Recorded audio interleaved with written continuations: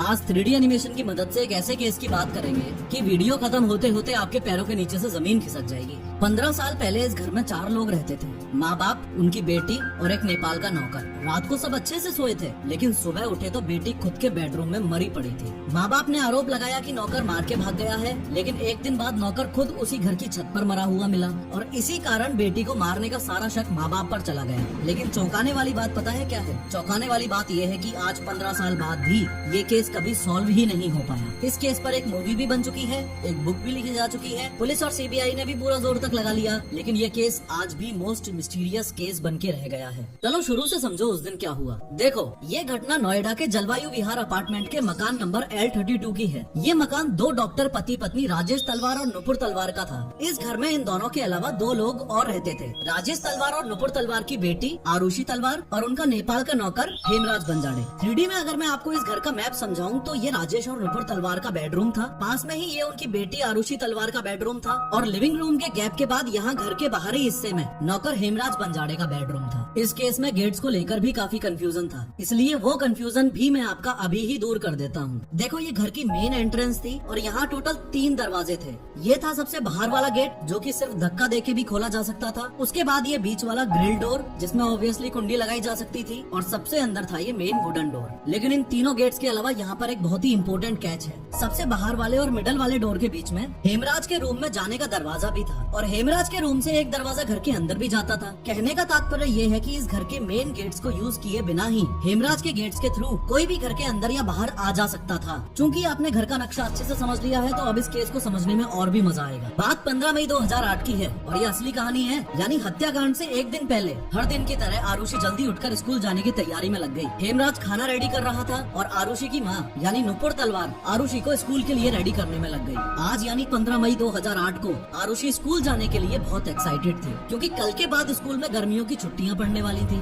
यही रीजन था कि आरुषि का बर्थडे वैसे तो 24 मई को आता था, लेकिन उसने 16 मई को ही यानी स्कूल के लास्ट वर्किंग डे को ही दोस्तों के साथ बर्थडे मनाने का फैसला लिया। खैर, आरुषि के स्कूल जाने के बाद उसके माँ बाप भी अपने काम पर क्लिनिक चले गए और सब रात को 9:15 बजे वापस एक साथ डिनर करने बैठ गए। खाना खाने के बाद आरुषि तलवार अपने कमरे में आ गई, राजेश और नुपुर तलवार अपने अपने कमरे में गए और हेमराज बर्तन वगैरह धोने में लग गया। कुछ देर बाद ही दोनों माँ बाप आरुषि के कमरे में आए और अगले दिन आयोजित होने वाली बर्थडे पार्टी की प्लानिंग करने लगे। प्लानिंग करने के बाद बाप ने अपनी बेटी को बर्थडे गिफ्ट के तौर पर एक सोनी का DSC-W130 कैमरा गिफ्ट किया। गिफ्ट पाकर आरुषि बहुत खुश थी और उसने आपस में काफी सारी फोटोज ली। सीबीआई की रिपोर्ट्स के अनुसार लास्ट पिक्चर उसने 10:10 पर क्लिक की थी। पिक्चर्स वगैरह क्लिक करने के बाद राजेश और नुपुर अपने रूम में चले गए और आरुषि अपने रूम में। फिर रात 11 बजे राजेश तलवार अपने रूम में अपने लैपटॉप पर काम कर रहे थे और उन्होंने नुपुर को राउटर ऑन करने के लिए कहा। इंटरनेट राउटर आरुषि के रूम में लगा हुआ था। नुपुर आरुषि के रूम में आई और चुपचाप राउटर ऑन करके वापस चली गई। इस समय आरुषि अपने रूम में चेतन भगत की एक novel the 3 mistakes of my life पढ़ रही थी। इन्वेस्टिगेशन के अनुसार राजेश तलवार ने लास्ट टाइम लैपटॉप में ईमेल वगैरह भेजने के लिए या अपने काम के लिए इंटरनेट रात 12:08 पर यूज किया था। फिर वो भी सो गए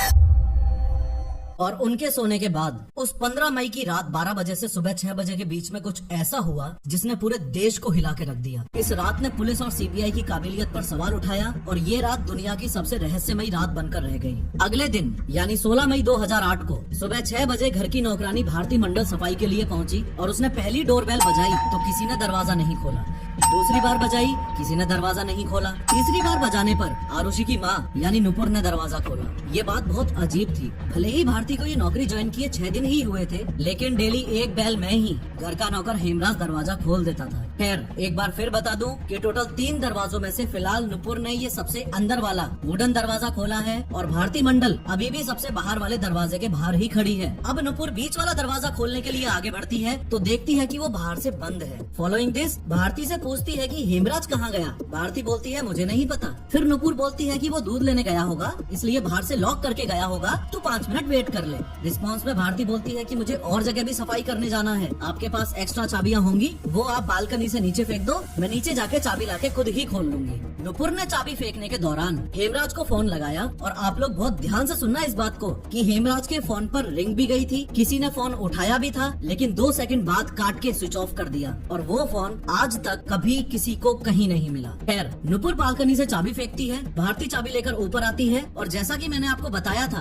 कि बाहर वाला दरवाजा तो धक्का देते ही खुल जाता था, लेकिन बीच वाला दरवाजा देखते ही भारती शॉक्ड हो जाती है कि चाबी की तो जरूरत ही नहीं है, क्योंकि सिर्फ कुंडी लगी हुई थी। जितनी देर ये भारती बंडल का एंट्री वाला सीन चल रहा था, उतनी देर में राजेश तलवार भी सुबह सोकर उठ गए थे और उन्होंने लिविंग रूम में आकर देखा तो डाइनिंग टेबल पर एक दारू की बोतल रखी थी जिस पर खून के निशान भी थे। राजेश ने शॉक्ड होकर नुपुर से इस बारे में पूछा तो नुपुर भी शॉक्ड हो गई और उसने राजेश को जल्दी से जल्दी आरुषि का रूम चेक करने के लिए बोला। आरुषि का रूम का डोर ऐसा था जिसे बाहर से सिर्फ चाबी से ही खोला जा सकता था और आरुषि का डोर लॉक करने के बाद हमेशा नुपुर इस रूम की चाबी अपने बेडरूम के सिराने रखती थी। लेकिन आज दारू की बोतल देखने के बाद जैसे ही राजेश आरुषि के रूम की तरफ बढ़े तो उन्होंने देखा कि रूम का दरवाजा तो खुला पड़ा है। जैसे ही वो रूम के अंदर घुसे तो उनके पैरों के नीचे से जमीन खिसक गई। वो जोर जोर से चिल्लाने चीखने लगे। इतने में नुपुर भी वहाँ पहुँची और वो भी उस सीन पर विश्वास नहीं कर पाई। इतने में भारती भी रूम की तरफ बढ़ती है और नुपुर उसको आरुषि के बेड की तरफ इशारा करते हुए बोलती है,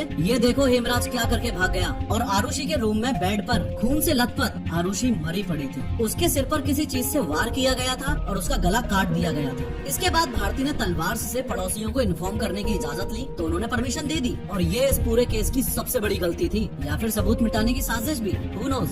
भारती ने क्राइम सीन पर सारे आस पड़ोसी इकट्ठे कर लिए और वीरेंद्र सिंह नामक सोसाइटी के सिक्योरिटी गार्ड ने पुलिस को बुला लिया। जब पुलिस मौके पर पहुंची तो पुलिस वालों ने देखा कि लगभग 15 लोग लिविंग रूम में खड़े थे, 5-6 राजेश और नुपुर तलवार के कमरे में थे और आरुषि के कमरे में कोई नहीं था। कहने का तात्पर्य ये है कि जिस क्राइम सीन पर मर्डरर्स के सारे सबूत तुरंत पुलिस को मिल सकते थे, जिस क्राइम सीन पर आउटसाइडर्स को कदम तक नहीं रखना चाहिए था, इतनी भीड़ ने उस क्राइम सीन की धज्जियां उड़ा दी थी और फिंगरप्रिंट्स एक्सेट्रा सारे सबूत की ऐसी तैसी हो चुकी थी। पुलिस के आते ही राजेश तलवार ने पुलिस वालों को बोला कि हेमराज खून करके भाग गया है, उसे जल्दी से जल्दी अरेस्ट करो। कथित तौर पर राजेश तलवार ने ये तक भी बोला कि मैं खुद 25,000 रूपए दूंगा अगर पुलिस उसे नेपाल जाके तुरंत पकड़ ले तो। पुलिस ने भी अपनी तरफ से कहानी बना ली कि रात में शराब पीकर नौकर हेमराज ने आरुषि के साथ जबरदस्ती करने की कोशिश की और आरुषि ने विरोध किया तो वो उसे मार के भाग गया। इस थ्योरी के बेसिस पर पुलिस ने इसे ओपन एंड शट केस बताया, हेमराज पर 20,000 का इनाम रख दिया और पुलिस की एक टीम नेपाल के लिए रवाना हो गयी। हालांकि क्राइम सीन यानी राजेश तलवार के इस घर में मौजूद सबूत पूरी तरह से तहस नहस हो चुके थे,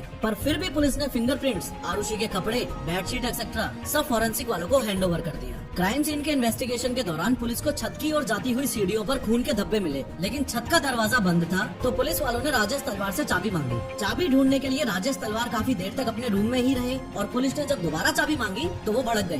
कहने लगे कि खूनी हेमराज तो नेपाल में बैठा है और आप छत पे जाके टाइम वेस्ट करने में लगे हो। सीबीआई रिपोर्ट्स के अनुसार पुलिस वाले से जब बाद में पूछा गया कि भाई पहले दिन ही छत पे क्यों नहीं चेक किया, तो उसने ये भी बोला था कि सर छत के गेट के पास बहुत गर्मी थी, इसलिए मैं ज्यादा इंतजार किए बिना ही वहाँ से वापस नीचे चला गया था। 17 मई 2008 यानी आरुषि के हत्याकांड के एक दिन बाद राजेश और नुपुर तो अस्थियां बहाने के लिए हरिद्वार निकल गए और पुलिस ने अपनी जांच जारी रखी। एक रिटायर्ड पुलिस ऑफिसर के गौतम जो क्राइम सीन पर किसी की रिक्वेस्ट पर आए थे, उन्होंने सीढ़ियों पर पड़े हुए खून के धब्बों को सीरियसली लिया और चाबी ना मिलने पर छत के दरवाजे का ताला तोड़ दिया। छत पर पहुँचते ही सुबह 10:30 बजे के आसपास पुलिस वालों ने यहाँ जो देखा वो देखकर उनके होश उड़ गए। यहाँ हेमराज की लाश पड़ी हुई थी और इसको भी वैसे ही मारा गया था जैसे आरुषि को। बॉडी कंफर्म करने के लिए राजेश और नुपुर तलवार को वापस बुलाया गया। राजेश ने पहले तो पहचानने से मना कर दिया, लेकिन बाद में नुपुर से भी कंफर्मेशन लेने के बाद एग्री किया कि हाँ ये हेमराज की ही लाश है। यहाँ मैं आपको इस वीडियो का मोस्ट इम्पोर्टेंट पॉइंट बताने जा रहा हूँ, ध्यान से सुनो। इसी छत की दीवार पर एक खून से सना हुआ हाथ इस तरीके से लगा हुआ था। ये इस पूरे केस का दी मोस्ट इम्पोर्टेंट एविडेंस था।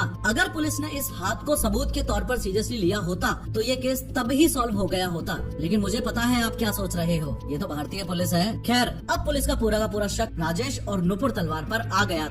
लेकिन ये बात इतनी आसानी से हजम नहीं होती ना। किसी माँ बाप की इकलौती लड़की जिसको पैदा करने में भी इतनी मुश्किलें आ रही थी, इसलिए IVF से हुई थी, उसको माँ बाप गुस्से में आके मार दें। इसलिए पुलिस की दूसरी टीम हेमराज के दोस्तों पर इन्वेस्टिगेशन करने लगी। सबसे पहले पुलिस ने विष्णु शर्मा को पकड़ा। असल में विष्णु शर्मा ही पहले राजेश और नुपुर तलवार के घर में नौकर था। वो छुट्टी पे गया था तो उसने टेम्परेरीली हेमराज को अपनी जगह नौकर का काम संभालने को बोला था। लेकिन वो वापस आया तो तलवार ने बोला कि हम तो हेमराज के साथ ही कंटिन्यू करना चाहते हैं, विष्णु तुम्हारे साथ नहीं। इसलिए पुलिस ने अंदाजा अंदाजा लगाया कि विष्णु बदला लेने के लिए जब हेमराज को मार रहा होगा तब आरुषि ने देख लिया होगा, इसलिए विष्णु ने दोनों का ही मर्डर कर दिया। लेकिन जांच के बाद पता चला कि खून की रात विष्णु शर्मा तो नेपाल में ही था। अब तो राजेश और नुपुर तलवार पे जो शक था वो और ज्यादा स्ट्रॉन्ग हो गया। दूसरी बात जो पुलिस के दिमाग में घूम रही थी वो ये कि सोसाइटी के गार्ड्स ने 100% गारंटी के साथ दावा किया था कि 15 और 16 मई रात 11 बजे से 6 बजे के बीच ना ही तो कोई L32 से बाहर गया और ना ही कोई उस घर के अंदर आया। इन तमाम बातों को ध्यान में रखते हुए 23 मई 2008 को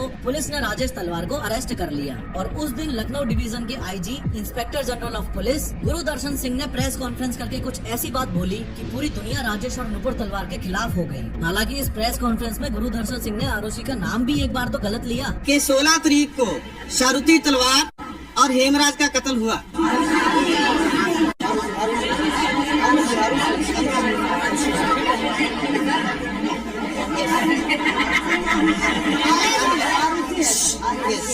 प्लीज।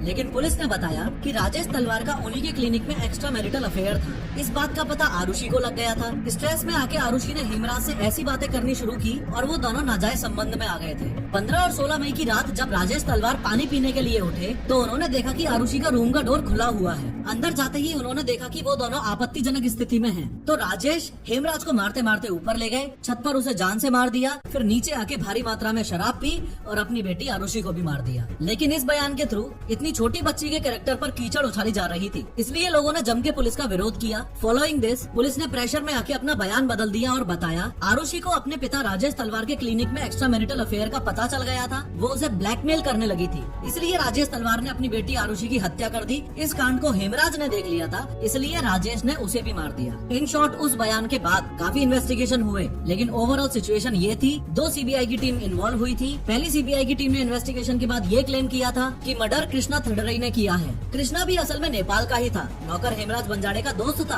और डॉक्टर राजेश तलवार के क्लिनिक में असिस्टेंट के रूप में काम करता था। आरुषि के मर्डर से 2 दिन पहले कृष्णा से क्लिनिक में कुछ गलती हो गई थी, जिस बात पर राजेश ने कृष्णा को बाकियों के सामने बहुत बुरी तरह डांटा। इसके बदले में कृष्णा ने ये भी बोला था कि मैं इसका बदला राजेश तलवार से जरूर लूंगा, और ऐसा बोलते हुए उसको सुना था राजेश तलवार के ड्राइवर उमेश शर्मा ने। लेकिन सीबीआई की फर्स्ट टीम की ये थ्योरी भी सही साबित नहीं हुई, क्योंकि कृष्णा जिस घर में रहता था उस घर के मकान मालिक ने कंफर्म किया था कि कृष्णा तो खून के समय उनके साथ ही था। इस जगह हो सकता है आप तलवार मूवी के एंगल से नार्को टेस्ट एक्सेट्रा को याद करें, लेकिन तलवार मूवी पर भी ये आरोप है कि वो मूवी तलवार दंपत्ति की इमेज को सुधारने के लिए बनाई गई थी। फिर ये केस दूसरी सीबीआई टीम के हाथ में चला गया और दूसरी सीबीआई की टीम ने इन्वेस्टिगेशन के बाद ये क्लेम किया कि नौकरों का आरुषि के खून से कोई लेना देना नहीं है। जिस तरीके का कट आरुषि और हेमराज के गले पर मिला है उससे तो यही लगता है कि वो किसी प्रोफेशनल ने सर्जिकल ब्लेड से किया होगा। लेकिन दूसरी सीबीआई की टीम को भी तलवार के खिलाफ कोई ठोस सबूत नहीं मिला, इसलिए उन्होंने इस केस को हमेशा के लिए बंद करवाने की कोर्ट में अपील कर दी।